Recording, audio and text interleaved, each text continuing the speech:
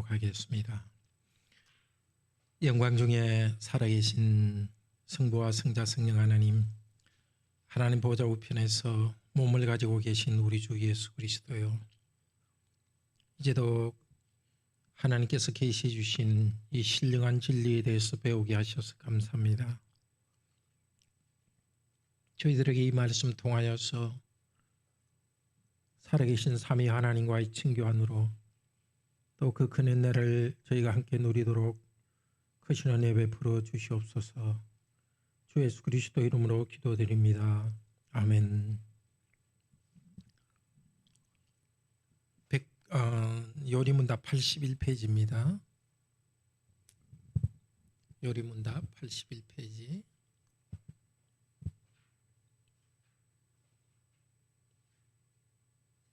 (50문) 51문 문답하겠습니다.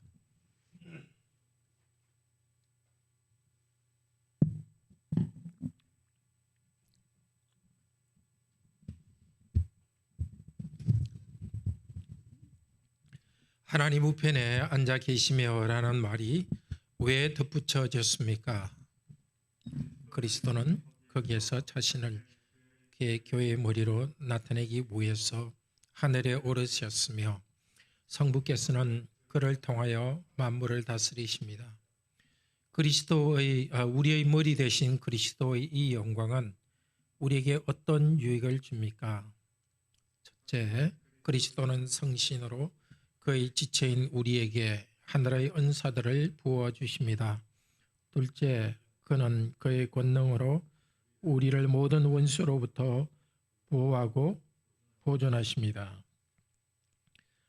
자, 계속해서 사도신경이 요약하고 있는 예수 그리스도께서 하시는 일에 대해서 배우고 있습니다. 예수 그리스도께서 하신 일, 과거의 일은 동정녀로 태어나셔서 고난을 받으셨고 셋째 부활하셨고 하늘에 오르셨습니다. 현재 하는 일은 하늘에 오르신 다음에 하나님 보좌 우편에 앉아 계십니다. 그리고 미래에 심판하러 오실 것입니다. 그러니까 하나님 우편에 앉아 계시고 이것은 그냥 지나가는 것 같지만은 제일 중요한, 제일 오래 계속되는 내용입니다. 우리말로 앉아 계시며 이 말은 그냥 잠깐 앉아 계시다 그냥 쑥 오실 것처럼 이렇게 하는데 거기서 다스림이 계속되는 곳입니다. 하나님 우편에 앉아 계심 교재를 통해서 계속 보도록 합시다. 자, 에베소 1장 20절 그는 하나님입니다. 같이 읽읍시다. 그의 능력이 그리스도 안에서 역사하사 죽은 자들 가운데서 다시 살리시고 하늘에서 자기의 오른편에 앉히사. 자, 우편 즉 오른편에서 그리스도는 하나님의 무엇을 행사할까요? 권능을 행사합니다.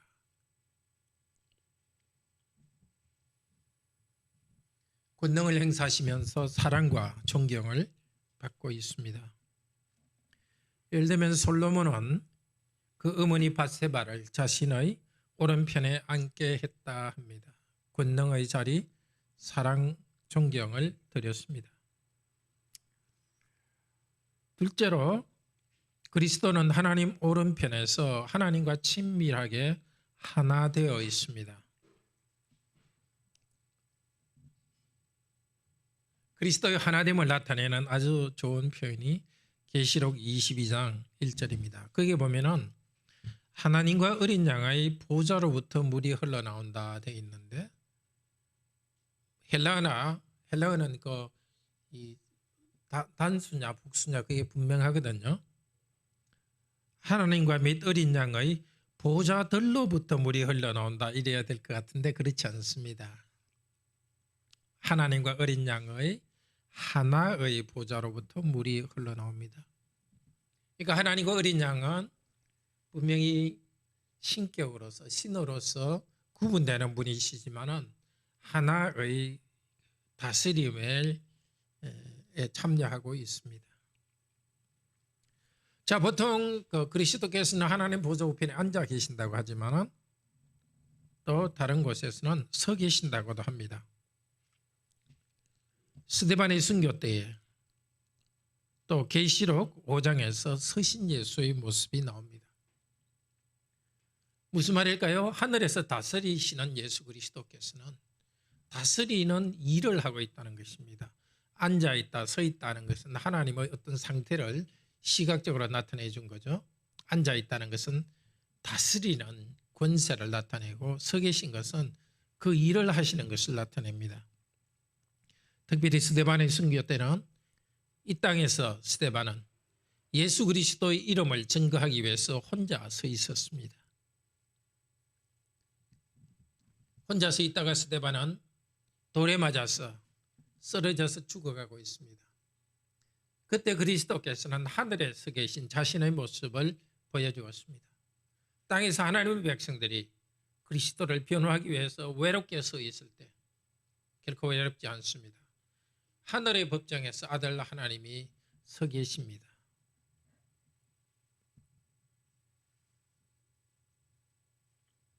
이 땅에 고난받는 성도들을 위해서 그리스도는 편히 계신 것이 아니라 서서 환영하시고 또 고난에 참여하십니다. 하나님 아버지 우편에 앉아 계시다가를 재림날을 기념하며 그냥 잠깐 앉아 있는 것처럼 오해하지 말아야 되겠습니다. 지금까지 2000년 동안 앉아서 다스리고 있습니다. 우리는 그리스도의 다스림을 받습니다. 모든 삶에서 다스림을 받습니다. 그래서 모든 삶을 통해서 그리스도께 복종합니다. 그래서 그리스도인은 주일은 예배는 예배, 삶은 삶 따로 되지 않습니다. 예배 드릴 때 만난 그리스도의 가르침대로 그리스도께 복종해서 우리는 일합니다.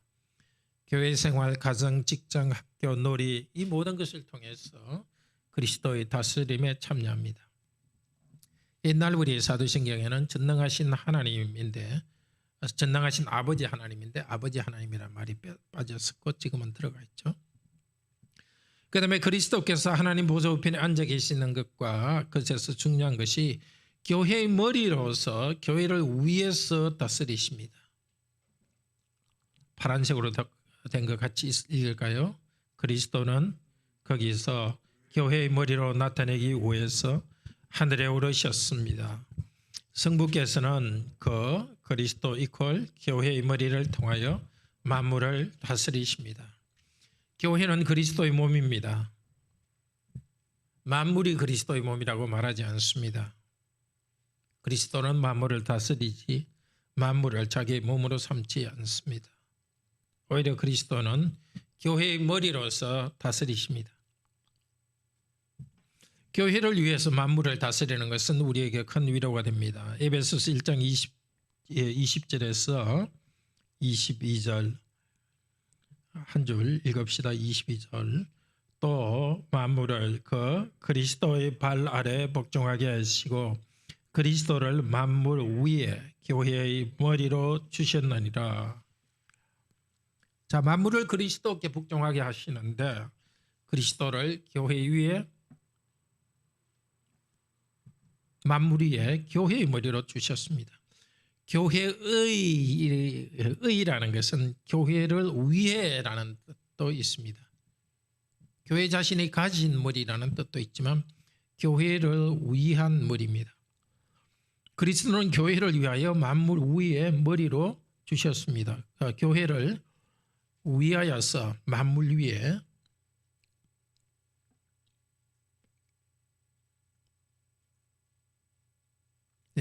머리로 주신 것은 누가 한 거죠? 아버지 하나님께서 만물의 머리로 삼으시는데 교회를 위하여서 하십니다.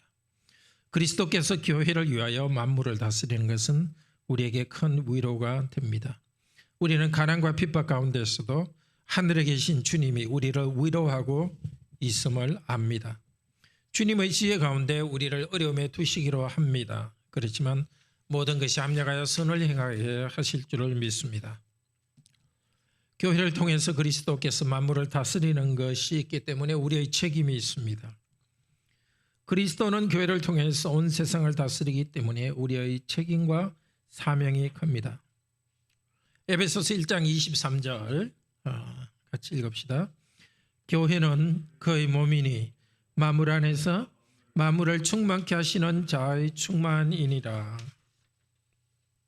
예, 교회는 세상을 충만케 하는 자의 충만이라고 합니다. 세상을 충만케 하는 자 예수 그리스도의 충만입니다. 그러니까 그리스도께서 세상을 충만하실 때 교회를 수단으로 해서 충만케 하신다는 것입니다. 창세기 1장 28절에 땅에 충만하라 이렇게 말했습니다.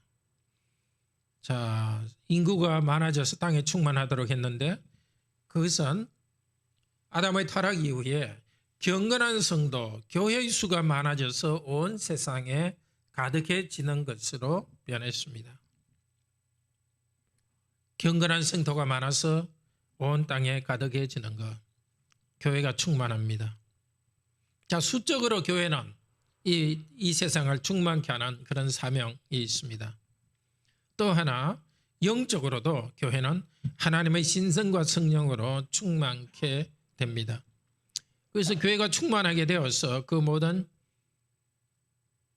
그 성령적인 것을 세상에 흘러가게 하고 가득 채우게 하십니다. 그러니까 우리도 직분자인 거죠. 우리가 그리스도의 지체로 있습니다.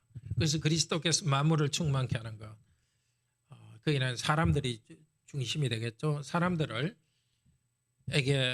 그리스도의 영향을 줄 때 우리를 통해서 하십니다. 그리스도의 생명을 공급할 때 우리의 말과 우리의 행동을 통해서 공급합니다. 마태복음 28장 19절 같이 읽읍시다. 하늘과 땅의 모든 권세를 내 그리스도에게 주셨으니 제자 삼으라. 볼지어다 세상 끝날까지 너희와 항상 함께 있으리라. 예, 그리스도께서는 교회, 성도라는 수단을 통하여 세상을 그리스도 안에 복종시킵니다.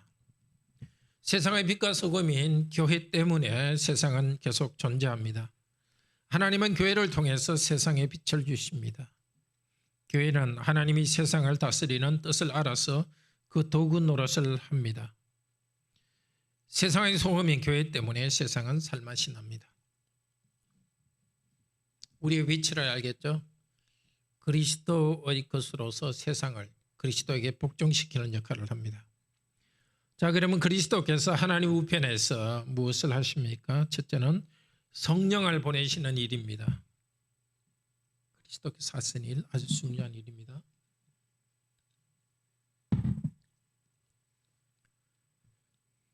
사도행전 2장 33절 같이 읽읍시다.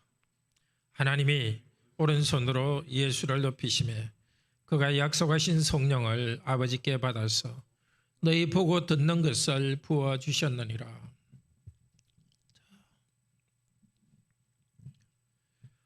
성령께서 오셔서 방언과 찬송을 했고 그 다음에 여러 나라 말로 복음을 전했습니다. 그러니까 방언이라는 것은 계속해서 그 방언을 하라는 것이 아니라 하나님의 복음 안에서 온 세계를 통일하는 표시였습니다. 방언이 복음 내용이 여러 가지로 나옴으로써 복음 내용이 여러 나라에 간다는 것의 표시였습니다. 성령님을 보내주셨습니다. 두 번째는 성령님과 함께 성령님의 과람원에 선물을 주셨습니다. 기프트.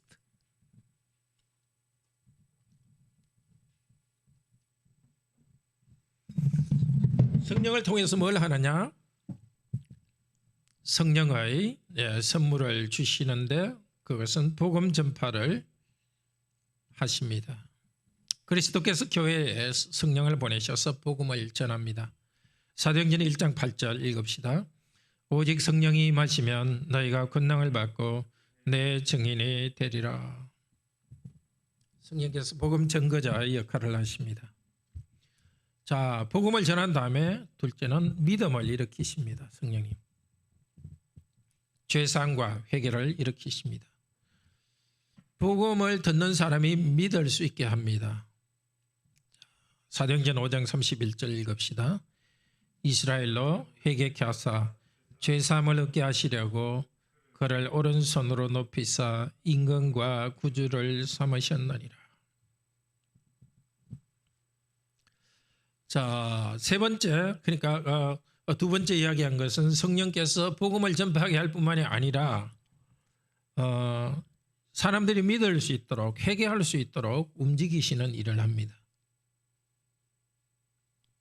셋째로 성령께서 주신 선물은 성경입니다. 성경. 복음 전파와 성경을 조금 다른 뜻으로 지금 쓰고 있습니다. 1세대 제자들은 성경이 있기 전에 자기들이 본 바를 통해서 성령님을 통해서 복음을 전파했습니다. 자, 복음을 전파한 다음에 그들은 말로서 전한 다음에 글로 써서 남겼습니다. 사복음서도 쓰고 서신서도 쓰고, 그 이제 성령께서 하시는 일입니다.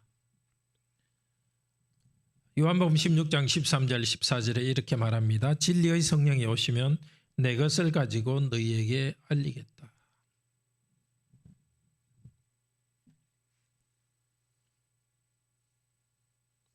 네. 내 것을 가지고 예수 그리스도께서 가르친 것을 성령께서 제자들에게 알리시는데, 그것은 제자들이 성경책을 써서 그리스도를 알리도록 했고, 지금도 우리가 성경을 통해서 그리스도에 대해서 알게 됩니다. 자, 또 성령이 주신 선물은 성경을 깨닫게 하는 직분자도 선물로 주셨습니다. 어쩌면 우리 공적 기도할 때 우리가 계속 기도하는 것이, 하나님 우리에게 장로 두 분을 이제 교회에 선물로 주시니 감사합니다. 또 목사를 선물로 주셔서 감사합니다. 네, 성령께서 은사를 가진 직분자를 주셨습니다. 특별히 복음을 사도들은 전파했고 말로서 글로서 기록했는데, 그것이 다시 입으로 전파 될 수 있도록 직분자, 설교자를 세워주었습니다. 사도행전 8장 32절에 이디오피아 내시는 빌립에게 이렇게 말합니다. 지도하는 자가 없으니 어찌 깨달으리요. 참 중요합니다. 하나님께서는 물론 어떤 경우에는 성도 개인이 성경을 읽다가 하나님을 만나게 되는 일도 일어나게 합니다. 그러나 일반적인 경우는 복음 말씀을 듣고 선포하는 것을 듣고 하나님을 믿게 됩니다. 그런데 에베소서 4장 8절에서 12절에 보면 사도나 선지자, 복음 전파하는 자, 이런 1세대 복음 전파자들은 떠났습니다. 지금은 목사와 교사를 교회에 선물로 계속 주시고 있습니다. 성경 말씀을 통해서 성도들을 가르칩니다. 자, 이렇게 말씀 전파의 직분자를 통해 말씀을 받고 믿은 성도들이 계속해서 교회에 대한 선물의 역할을 합니다. 다스림, 이 장로죠. 구제, 병 고치는 일, 이런 것은 봉사를 해서 교회를 세웁니다. 말씀의 직분자를 세우고 또 헌금을 해서 말씀 직분자를 계속 생활을 유지해서 말씀을 전하도록 하는 것도 크신 선물입니다. 자, 그런데 이 은사에 관련해서 생각할 것은, 은사는 교회의 모든 지체가 받습니다. 두 가지 의미인데요. 복음을 듣고 믿고 제사함을 받은 모든 성도는 이미 성령님의 선물을 받았습니다. 이런 일이 일어난 사람은 이미 성령님의 선물을 받았습니다. 나 자신이 목사로서 가르치지 않아도 목사를 통해서 성령의 은사를 선물로 받아 누립니다. 주님께서는 목사를 세우셔서 성도를 온전케 하고 봉사 일을 하게 하는 그런 교회의 안에 생활하는 성도는 자기가 선물을 받은 것과 같습니다. 복음이 바로 전파되는 그 교회에 있을 때 내가 그 복음 전파의 그런 은사를 다 갖지 않더라도 그걸 배우고 복음 전파의 사명을 가진 목사로부터 공급받으면 그 또한 나 자신에게 주신 선물과 똑같습니다. 은사는 교회의 지체가 모두 그 이야기 받습니다. 자, 은사는 그 받은 사람의 것이 아닙니다. 교회에 유익을 주기 위해서 교회를 세우도록 주신 것입니다. 예. 여기서 고린도 교회가 착오가 있었죠. 고린도 교회들은 자기가 얼마나 은사를 많이 받았는가 자랑하는 데 급급했습니다. 그 은사는 고린도 교회에 주신 은사입니다.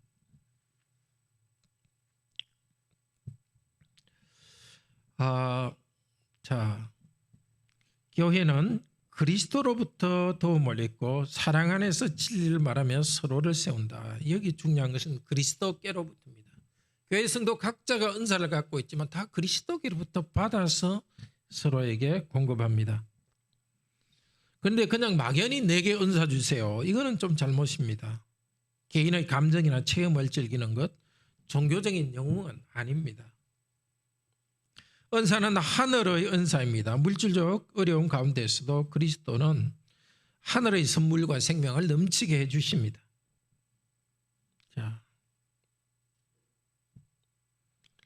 둘째, 그는 권능으로서 우리를 모든 원수로부터 보호하고 보존해 주십니다. 그리스도를 의지함으로써만 신령한 전투에 참여하고 주님의 은혜를 맛볼 수 있습니다. 매주 말 같이 읽읍시다. 그리스도께서 교회 위에서 교회를 통해서 만물을 다스려 주시니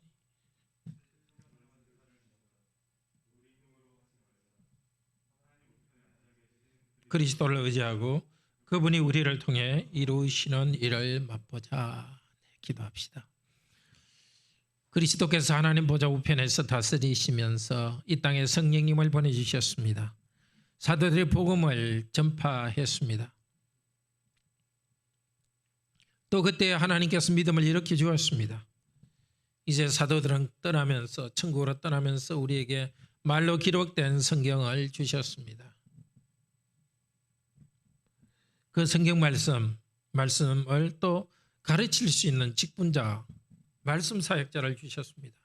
이렇게 부활하신 그리스도께서는 성령님을 통하여서 교회에 풍요한 것을 공급해 주시고 모든 성도들이 자기 위치 가운데서 자기 은사를 가지고 교회를 섬겨서 교회가 든든히 서가게 하여 주시옵소서. 주 예수 그리스도 이름으로 기도드립니다. 아멘. 평안히들 돌아가십시오.